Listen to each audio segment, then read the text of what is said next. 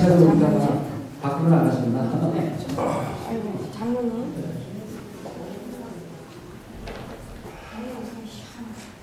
오늘 본문에 등장하는 구스라고 하는 나라는 지금의 아프리카 쪽입니다. 성경에는 구스 사람의 행적이 나타나죠. 사도행전에 나타납니다.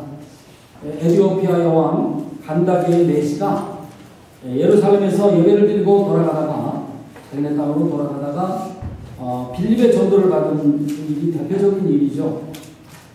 이사야 시대에도 아마 예루살렘에 이 아프리카 구스의 사신이 아마 거주했던 것 같아요. 그는 하루가 무섭게 이렇게 변하는 세계 정세 속에서 선지자 이사야의 예언에 귀 기울이고 그 소리를 듣고 있었습니다.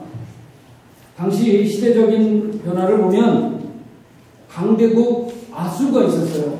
그 아수르가 세계를 거머쥐는 것은 사실은 시간 문제였습니다.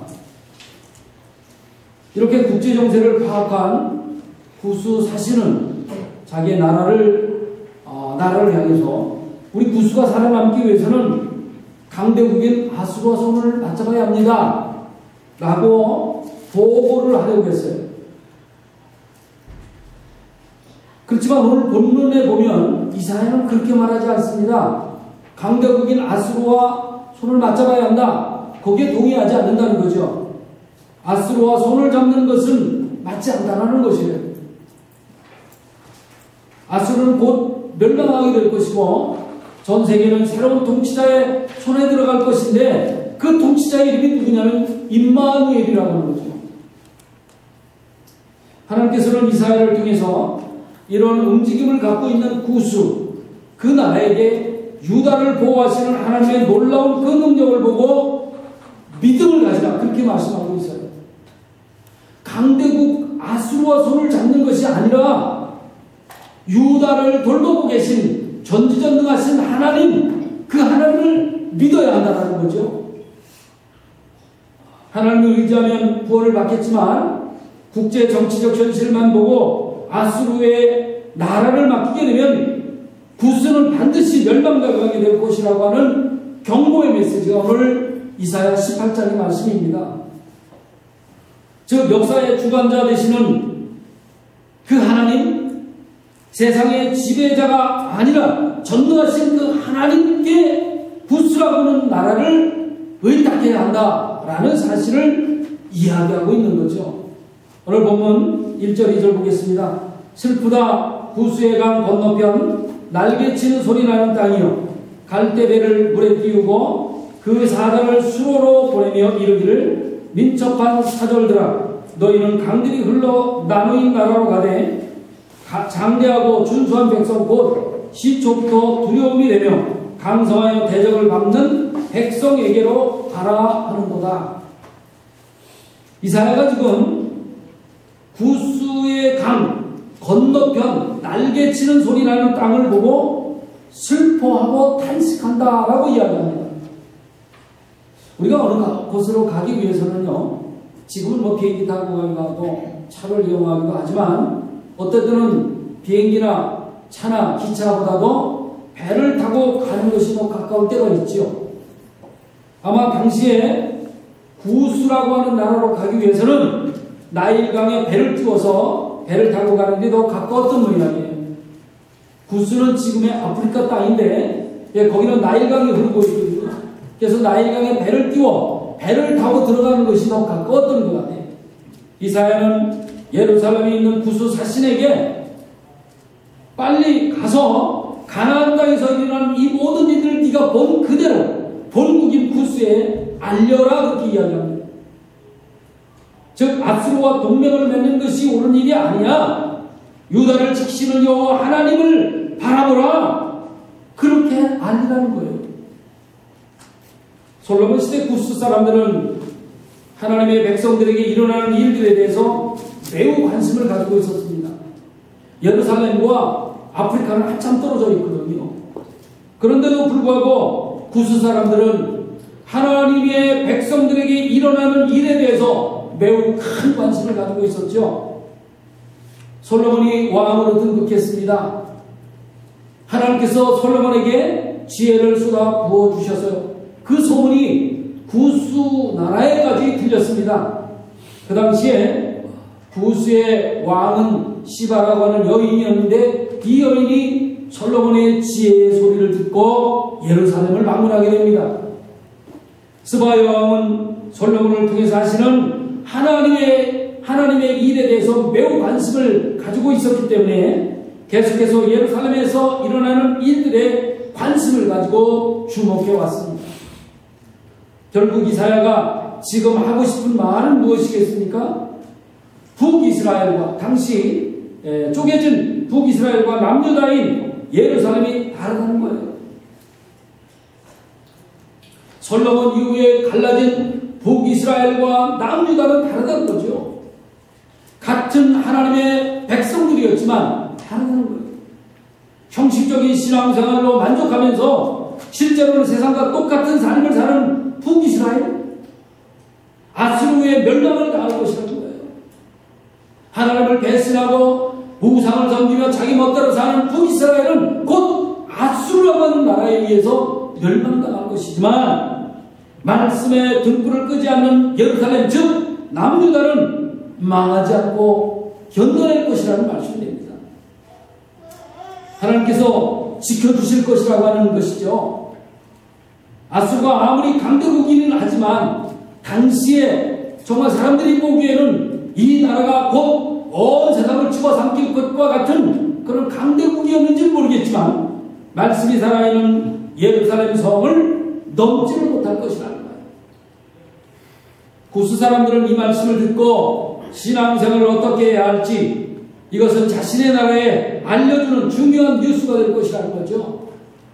그 모습, 예루살렘에서 일어나는 하나님이 하시는 그 일을 보고 자기 나라에 그 사실 그대로를 알려야 한다는 거예요. 지금 자신이 구스에 달려가야 하는 이유가 무엇이겠어요? 이런 거겠죠. 동포 여러분, 구스 동포 여러분, 우리도 말씀의 등불을 끄지 않는 예루살렘처럼 신앙생활을 해야 합니다. 아수르에게 우리 구스를 맡겨서는 안 됩니다. 이것 아니겠어요? 세상에서 인정받고 세상 사람들이 추구하는 쾌락을 추구하다 보면은요, 하나님과 멀어지고 신실한 성도들과 멀어지게 되어 있습니다. 또 교회에는 한 발 뒤로고요.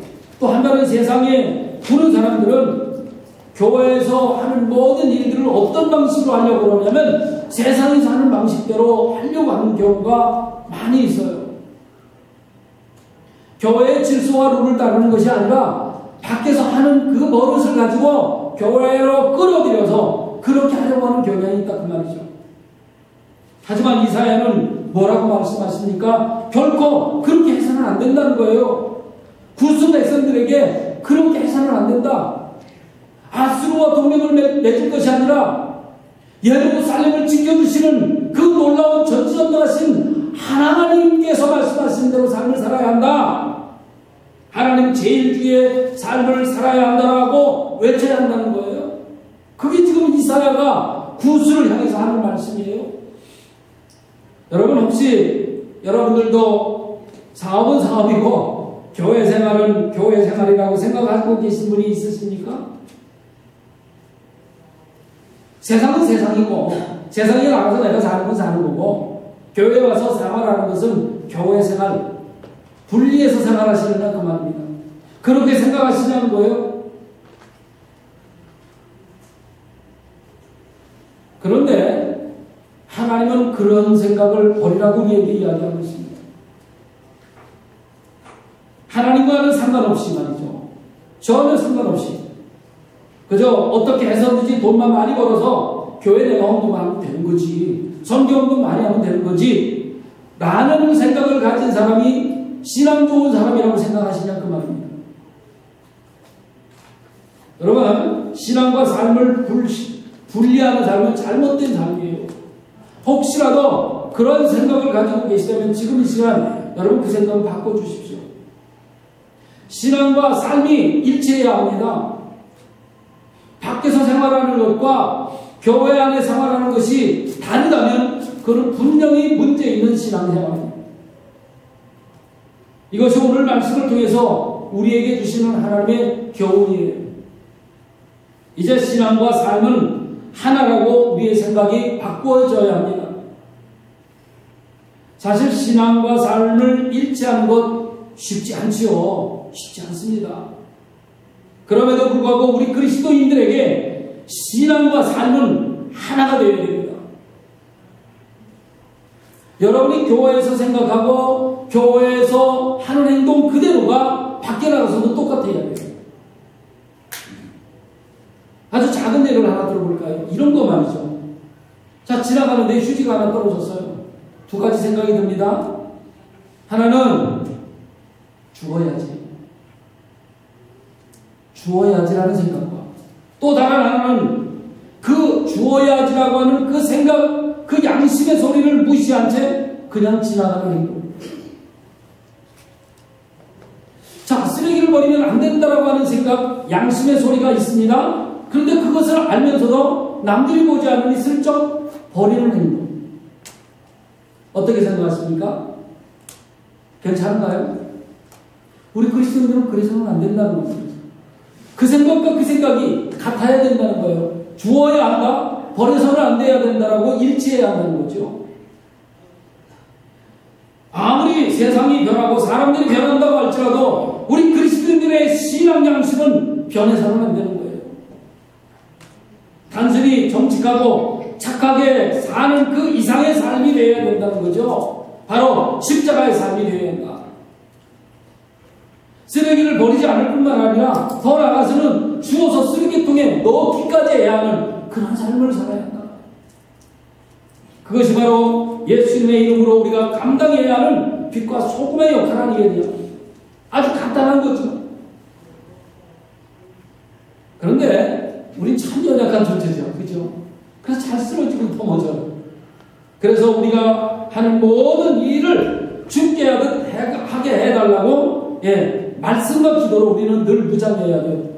제가 늘 외치듯이 성령 충만해야 한다 그 말이에요. 성령 충만은 뭐예요? 성령의 인도하심과 지배하심에 따라 사는 거예요. 내 생각대로, 내 뜻대로, 내 경험대로 사는 것이 아니라 하루아침을 시작할 때 성령 하나님 오늘도 인도해 주세요. 내 생각대로 살지 않게 해주세요. 그렇게 시작을 하시고 그렇게 끝맺히라는 겁니다. 그럴 때 우리의 연약한 삶의 태도가 변화받을 수 있기 때문에 그렇습니다. 예수 그리스도께서 나를 위해 십자가에 피 흘려 죽으셨다라고 하는 이 사실이 우리한테 인지되지 않으면 우리의 삶은 변화될 수가 없어요. 세상에는 설교 잘 하시는 목사님들이 너무너무 많습니다. 그런데 세상이 왜 변하지 않고 악하게 돌아가고 있습니까? 우리는 그리스도인으로서 빛을 끄고 세상에 숨어 살아서는 안 돼요. 주님께 기도하고 주님의 이름으로 빛을 켜고 그 빛을 비추어야 하고 당당히 다른 이들에게 본을 보이는 사명으로 삶을 살아야 합니다. 3절 보겠습니다. 세상의 모든 검이 지상에 사는 너희여 산들을 위해 기치를 세우거든 너희는 보고 나팔을 불거든 너희는 들을지니라. 하나님께서 정의를 나타내시며 이 세상의 모든 악을 드러냈을 때가 반드시 올 겁니다. 본문에서 당시 강대국이라고 하는 아수르의 멸망을 지금 그렇게 이야기하고 있어요. 물론 좀 더 나가면 예루살렘도 멸망당하겠죠. 앞에서도 말씀드렸습니다마는 이사야 당시 가장 강력한 민족은 아수르라고 하는 나라였어요. 그런 아수르가 당시 작은 나라라고 생각하는 예루살렘에서 패배를 하게 된다는 거예요. 이거 도무지 당시 사람들에게는 이해가 되지 않는 것이고 충격적인 이야기였습니다. 하나님 어떻게 세상을 집어삼킬 수 있는 그 강대국이 작은 예루살렘에 의해서 멸망당한단 말입니다. 구스도 손을 잡고 싶어 했던 힘있고 당당했던 아수르가 작은 예루살렘에게 패배해 있을 수 없다는 이야기죠. 그 당시 사람들로서는 상상할 수 없는 일이었습니다. 그들이 보기에는 아수르 아수르에 의해서 오히려 예루살렘이 함락되는 것이 시간 문제였어요. 이 사람들의 생각이었거든요. 그런데 말이죠, 사람들의 생각과는 정반대로 아수르가 패배하는 사건이 일어난다는 겁니다. 이때 비로소 사람들은 어떤 생각을 하겠어요? 하나님이 과연 누구신가? 여러분, 이 세상에서 마귀가 우리를 노리는 그것이 무엇인지 아십니까? 마귀가 노리는 것이 뭘까요? 뭐라고 생각하세요? 예수 그리스도의 핏값으로 세워주신 교회를 넘어뜨리고 하나님의 백성들을 멸망시키는 거예요. 그게 목표예요. 그게 목적이에요. 교회를 없애고 가정을 파괴하고 개인을 무너뜨리는 것이 마귀의 목적입니다. 그래서 교회 안에 자꾸 분란을 일으키는 거예요. 2000년 전 예수님 시대에도 고린도 교회도 분란이 있었고요. 갈라디아 교회도 분란이 있었고요. 지금의 교회들도 여전히 분란은 계속 이어지고 있습니다. 마귀의 목적이 있기 때문에 그런 거예요. 그렇지만 하나님 안에 거하는 자들에게는 결코 마귀의 뜻대로 되지 않는다는 사실을 우리가 확실히 믿어야 합니다. 오히려 교회는 살아나게 될 것이고 교회를 핍박하던 그런 자들은 멸망당하고 말 거예요. 이사야 당시 아수르라고 하는 강대국은 온 세계를 집어삼킬 것 같았지만, 그러나 하나님, 신실하신 하나님을 믿는 그 나라에 의해서 아수르가 멸망하게 될 거라. 이것이 하나님의 깃발이고 나팔이에요.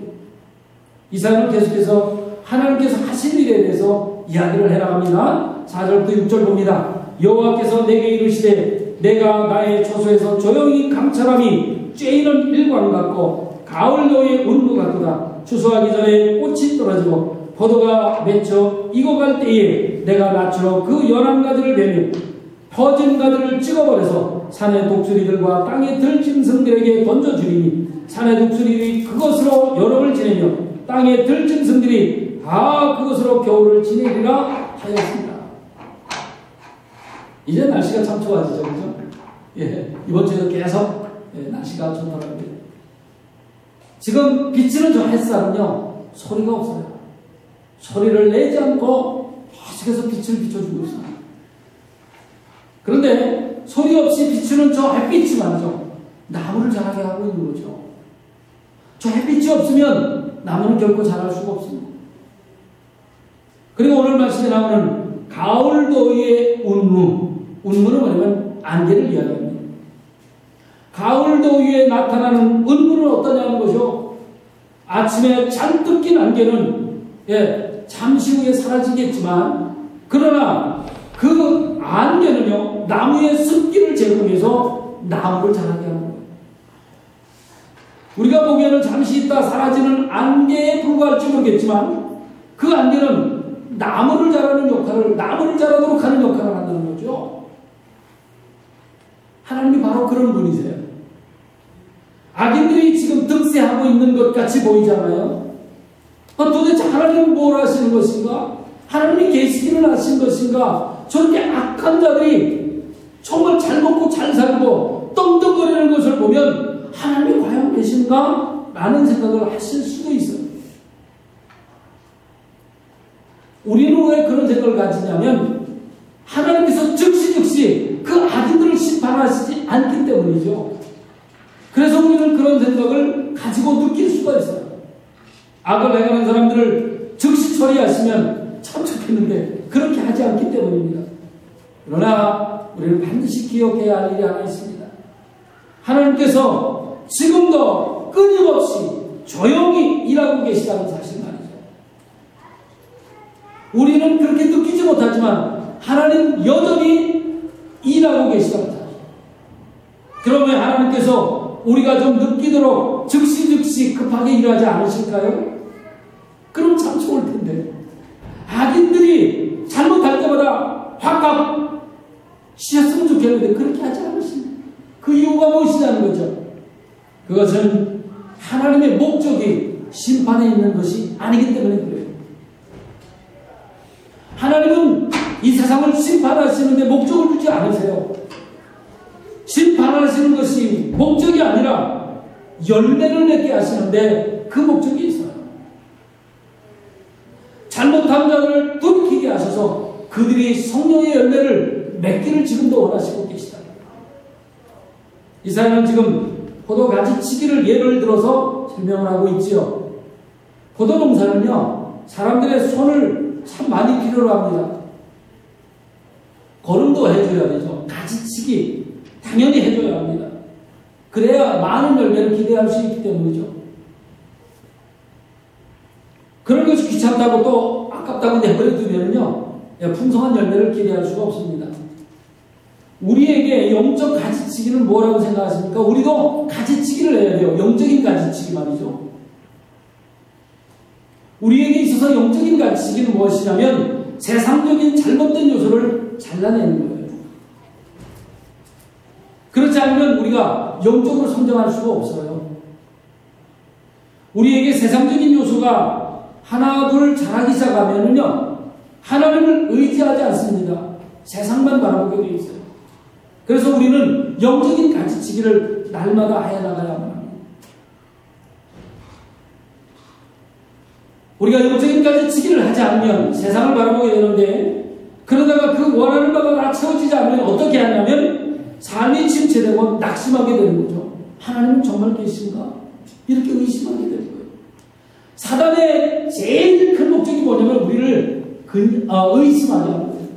의심하게 해서 넘어뜨리는 거예요. 하나님의 자녀들에게는 세상적인 가지치기가 반드시 필요합니다. 그런데 이사야는 지금 가지치는 것을 어디에 비유를 하고 있냐면 아수르의 심판에 비유를 해주고 있습니다. 가지를 치는데 그 양이 얼마나 많은지 몰라요. 한번 보실까요? 독수리가 여름을 지내고 들짐승이 겨울을 날 정도다, 그렇게 말하고 있습니다. 이게 무슨 말이에요? 독수리가 여름 내내 먹고 들짐승들이 겨울 내내 먹을 정도로 많은 아수르 사람들이 예루살렘에서 죽게 될 것이라는 이야기예요. 세상 사람들이 보기에는 강대국인 것 같고 세상을 집어삼킬 수 있을 정도로 어마어마한 힘을 가진 아수르가 말이죠, 예루살렘에서 멸망당하게 될 거예요. 여러분, 그렇다면 우리는 언제 열매를 맺을 수 있을까요? 여러분들이 영적인 가지치기를 하면 언제쯤 열매를 풍성하게 맺을 수 있을까요? 요한복음 15장 4절에서 그 답을 해결해 주고 있습니다. 제가 읽습니다. 내 안에 거하라. 나도 너희 안에 거하리라. 가지가 포도나무에 붙어 있지 아니하면 스스로 열매를 맺을 수 없음 같이 너희도 내 안에 있지 아니하면 그러하리라. 성경은 우리가 하나님 안, 예수 그리스도 안에 거하면 풍성한 열매를 맺을 수 있다라고 가르쳐주고 있어요. 우리가 세상에 붙어 있는 것이 아니라 예수 그리스도 안에 붙어 있어야 한다는 거예요. 그때 풍성한 열매를 맺을 수 있다라고 가르쳐줍니다. 교회를 다녀도 하나님의 말씀을 듣고 깨닫지 못하면 하나님 안에 거하는 것이 아니죠. 결국 열매를 맺을 수가 없게 되겠죠.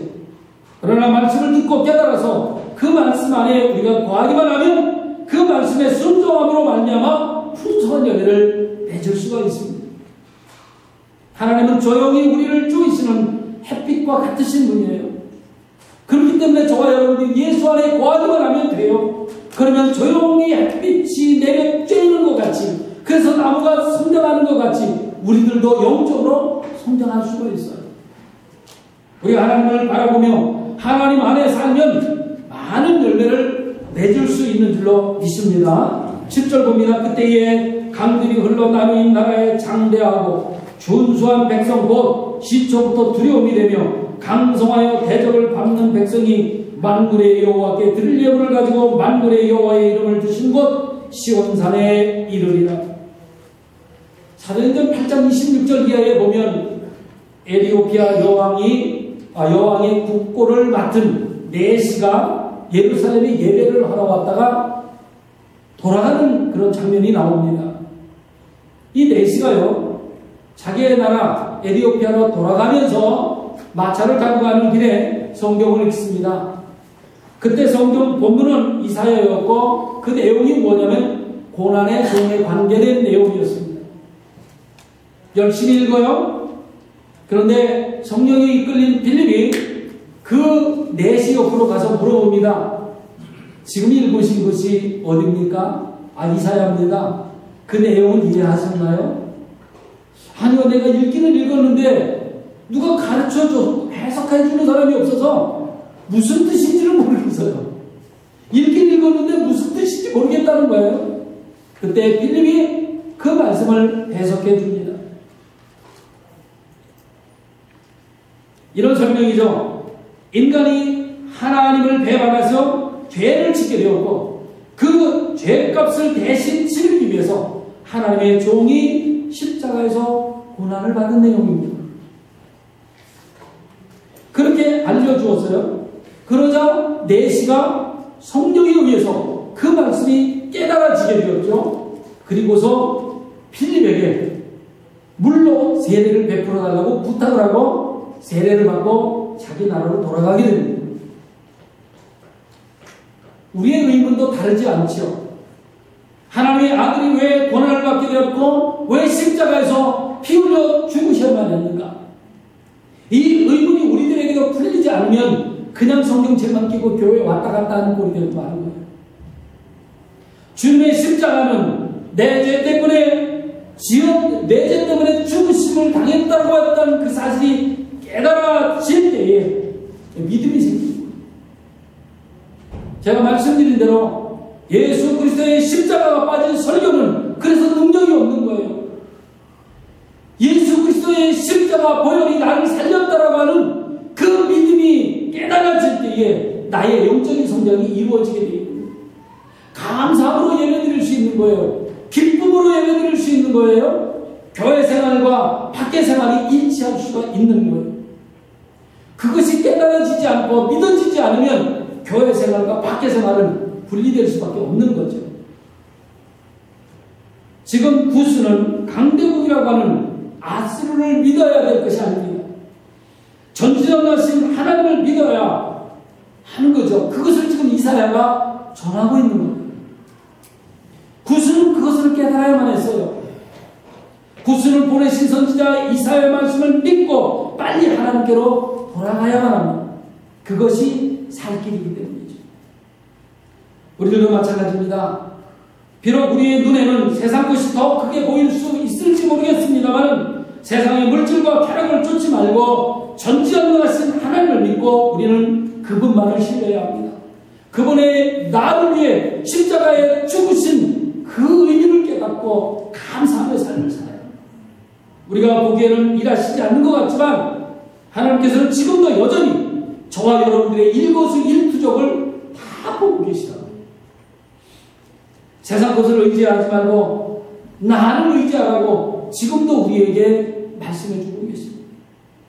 그렇습니다. 우리 모두는 세상의 주관자 되시는 하나님을 끝까지 신뢰하고 믿음으로 그분 안에 고함으로 풍성의 열매를 맺어야 할 겁니다. 그러한 한 주간 되시기를 주님의 이름으로 축원합니다. 기도하겠습니다. 아버지 하나님,